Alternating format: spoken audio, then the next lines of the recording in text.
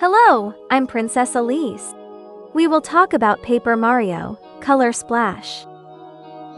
Paper Mario, Color Splash is a 2016 role-playing video game developed by Intelligent Systems and published by Nintendo for the Wii U console. The game has elements of both action-adventure and role-playing genres.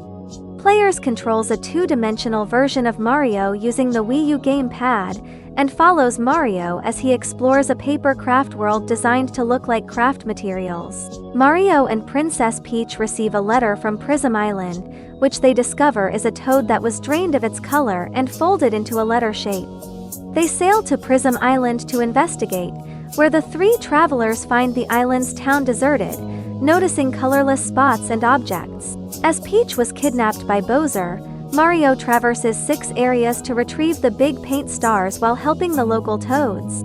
Mario also fights various enemies, including the Koopalings who serve as bosses. Once Mario recovers all 6 big paint stars, they learn that Bowser attempted to dye his shell a rainbow color using the Prisma fountain, but inadvertently mixed all the colors together, creating black paint, transforming him into Black Bowser.